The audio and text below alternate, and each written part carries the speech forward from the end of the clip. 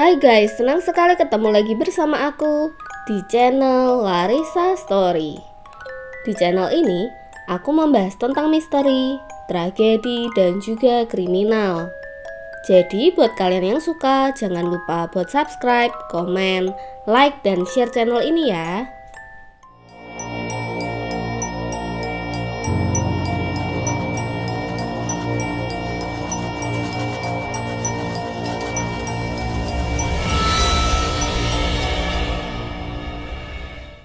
Guys, buat kalian yang tinggal di luar Jawa Tengah, mungkin asing dengan jalur alas roban. Tapi berbeda dengan masyarakat yang tinggal di Jawa Tengah. Masyarakat atau penduduk Jawa Tengah biasanya sudah tidak asing dengan jalur alas roban. Jalur alas roban ini terletak di Kecamatan Gringsing, Kabupaten Batang, Jawa Tengah. Biasanya, jalur alas roban ini dianggap sebagai jalur yang mengerikan. Hal ini karena tidak sedikit kecelakaan yang pernah terjadi di jalur ini. Bahkan, banyak juga korban yang meninggal dunia di jalur ini. Tak sedikit juga orang-orang yang mengatakan alasan dibalik kecelakaan-kecelakaan ini merupakan hal-hal yang di luar nalar atau di luar logika. Nah, hari ini aku akan cerita ke kalian fakta-fakta mengerikan yang menyelimuti alas roban. Pertama, jalur alas roban dibangun dengan darah. Jalur alas roban ini dibangun pada abad ke-18, yang pada saat itu Indonesia masih dijajah oleh Belanda. Ide membangun jalur alas roban muncul dari Herman Wilhelm Daendels dengan sistem kerja rodi tentunya. Jadi dengan kata lain, jalur alas roban ini dibangun dengan keringat dari tenaga kerja paksa kaum pribumi.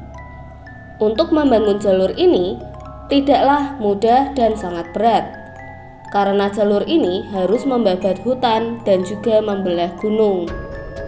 Dan tentu saja kerja keras ini dilakukan oleh para pekerja pribumi tanpa mendapat upah atau balasan yang setimpal dari VOC.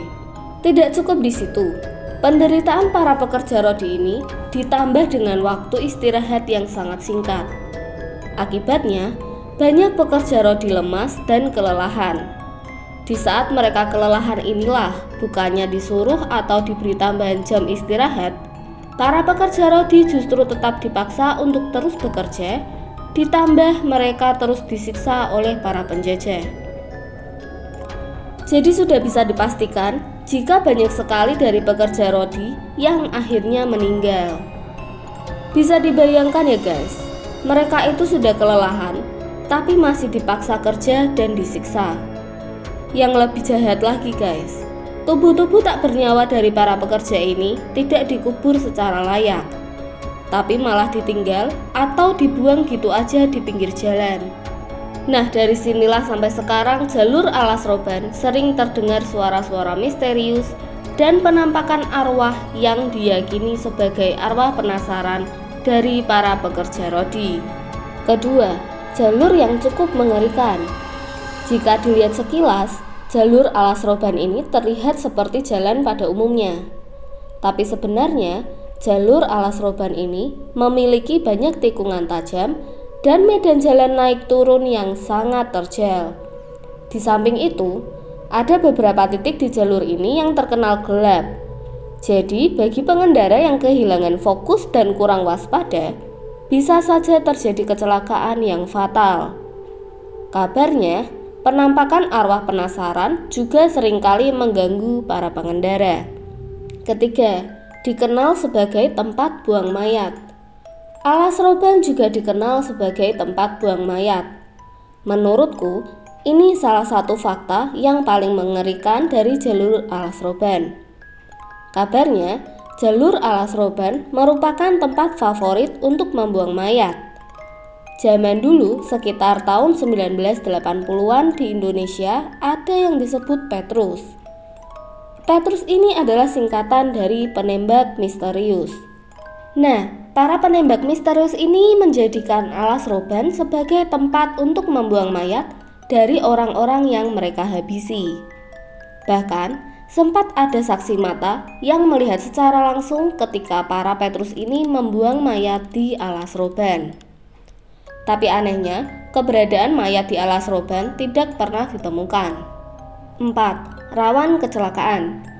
Entah sudah berapa banyak kecelakaan di alas roban yang menyebabkan nyawa melayang. Menurut warga sekitar, kecelakaan-kecelakaan ini terjadi karena beberapa faktor, seperti jalur alas roban yang sepi sampai bermacam-macam kisah dari gangguan makhluk halus.